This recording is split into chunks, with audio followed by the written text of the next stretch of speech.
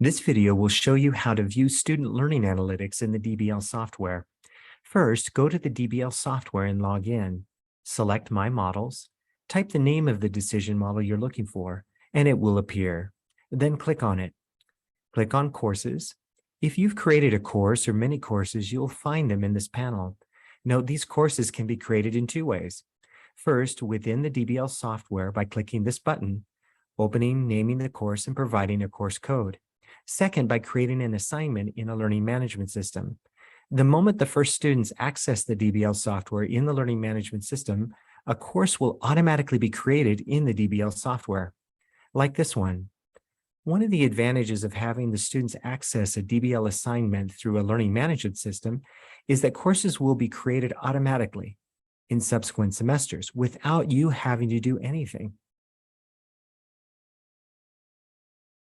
Click on the course where you want to see how the students are performing.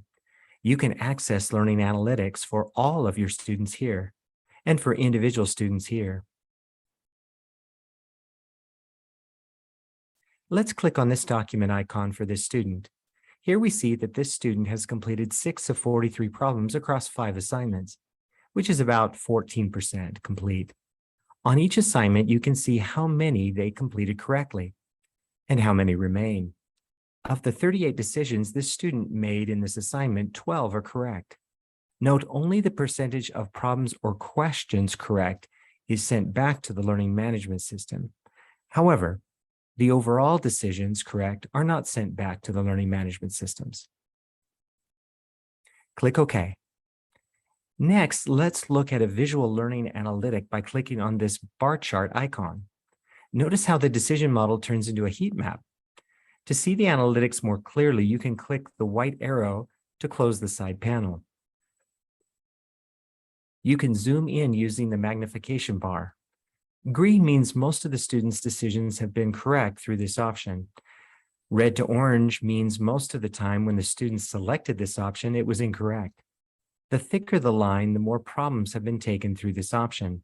The thinner the line, the less problems have been taken through this option. To see the percentage correct at each decision point, click Details. We will now return to the list of students by clicking this blue circle and scrolling up until you locate Learners Overall. Click on the Visual Learning Analytics icon. You can now see the analytics for the entire class. Close the left panel to see more of the model. Examine the model for areas where it looks like the students may be struggling, like here or here or here.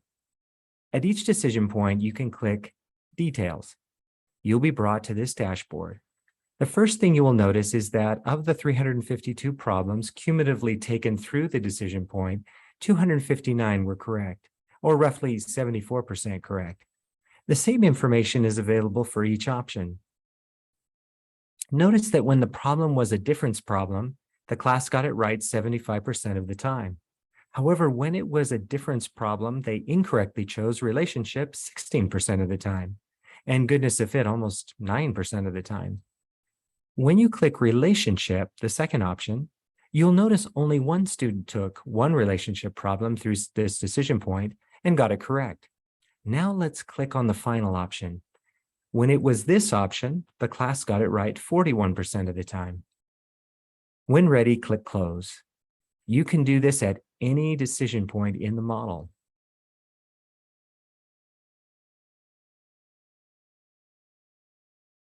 This can be helpful in order to focus on learning gaps later. Finally, you can export student scores by clicking on this download icon. In PCs, this file will appear. Click on it. Then click Open. A CSV file will open like this, with your students' names in the far left column and the percentage correct on each DBL assignment. That concludes this video on learning analytics in the DBL software.